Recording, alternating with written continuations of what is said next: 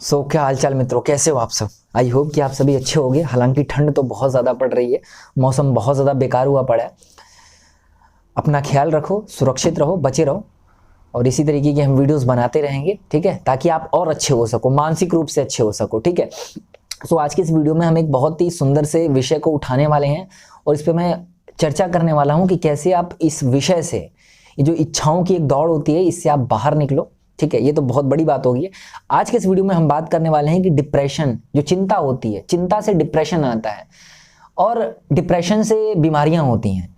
Medical field में बताया जाता है कि बीमारियों के शुरू होने का सबसे जो मूल कारण होता है ना, वो चिंता होती है। चिंता जब अपना विकराल रूप ले लेती है ना, तो वही बीमारियों की जड़ बन जाती है, बीमारियों का घर बन जाती है, ठीक है। चिंता से बीमारियों तक की यात्रा।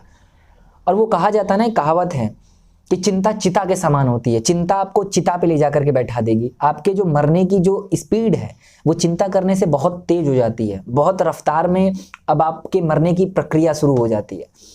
तो इससे कैसे बाहर निकला जाए, तो मैं आज आपको एक स्पिरिचुअल पर्सपेक्टिव दूंगा, एक दृष्टिकोण दूंगा, किस तरीके से आप जीवन को देखें ताकि आप चिंता से बच सके। बहुत बड़ी बड़ी बातें नहीं करने वाला हूं, जो भी मैं अभी तक समझ पाया हूं 2-3 सालों में, जो मेरी एक आध्यात्मिक यात्रा रही है, मैं भी बहुत परेशान हुआ हूँ। तो मैं इन चीज़ों से कैसे बाहर निकल करके आया हूँ और कैसे मैं इन चीज़ों को देखता हूँ, ठीक है, जिससे आप भी इन चीज़ों से रिलेट कर सकें, आपके और मेरे बीच में एक कनेक्शन बन सके और आप इन चीज़ों से बाहर निकल सके। बहुत बड़ी बड़ी बातें नहीं करने वाला हूँ, ठीक है, बहुत छोटी और बहुत ही काम की बात करूँगा, ठीक है। तो देखो, गीता में भी इस बात को बताया गया है कि चिंता का सबसे प्रमुख कारण जानते हो क्या होता है? कि अपने आप को कर्ता मान लेना, कर्ता भाव में आ जाना कि मैंने ये किया है, मैंने वो किया है। क्योंकि इंसान जो काम करेगा, मान के चलो मैंने किया है, वो कहते हैं ना, इंसान जो होता है ना, वो गलतियों का पुतला होता है, गलतियों का घड़ा होता है। अगर आप कर्ता मानोगे अपने आप को, मान के चलो आपने कुछ कर दिया अपने बलबूते पर, अपने पैरों पर खड़े होकर के आपने घर बनवा दिया, कल को वो घर गिर भी तो सकता है ना, क्योंकि आपने अपने आप को कर्ता मान लिया है। और ये जो कर्ता है, ये कृष्ण तो है नहीं, ये गलतियों का पुतला है। तो कुछ कल को गलती कर देगा तो उससे बुरा भी हो सकता है, और जब बुरा हो जाएगा तो उससे हमें चिंता सताने लगती है। तो जब हम किसी काम को करने का जरिया मान लेते हैं तो दिक्कत शुरू हो जाती है। चाहे वो कोई भी काम हो सकता है, कुछ भी हो सकता है, संसार का कोई भी मटेरियलिस्टिक काम हो सकता है, पदार्थिक काम हो सकता है। देखो, पदार्थ हमेशा दुख देता है।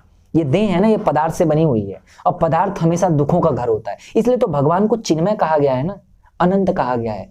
वो चिन्मय है, हम पदार्थ हैं। पदार्थ हमेशा दुख देता है। मिट्टी से तुम भी बने हो, मिट्टी से मोबाइल भी बना है, ये जो है माइक भी बना हुआ है, सारी चीजें मिट्टी की बनी हुई हैं। एक दिन सारी चीजें मिट्टी में मिल जाती हैं और मिट्टी का रूप ले लेती हैं।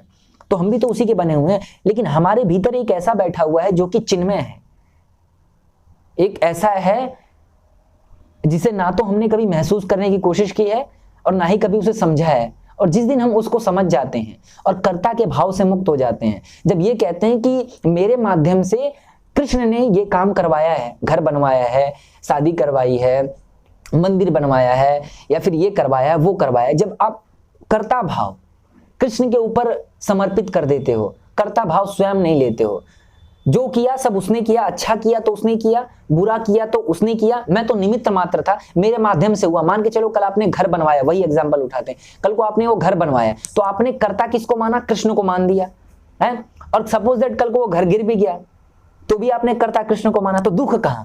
दुख तो समाप्त हो गया ना, क्योंकि कर्ता कृष्ण को मान दिया है। और कृष्ण कभी गलती नहीं कर सकता, गलती ये पदार्थ कर सकता है, गलती हम कर सकते हैं, कृष्ण गलती थोड़ी ना कर सकते हैं। तो सब खेल कर्ता का है। बहुत बड़ी बड़ी बातें नहीं करूंगा, तो आप अपने आप को कर्ता मानना छोड़ दो। यदि कुछ आप देख भी रहे हो तो मान के चलो, देख मैं उसी के लिए रहा हूं, खा मैं उसी के लिए रहा हूं, पी मैं उसी के लिए रहा हूं, बीमारियां भी शरीर में आ रही हैं तो वही ये सब करता है।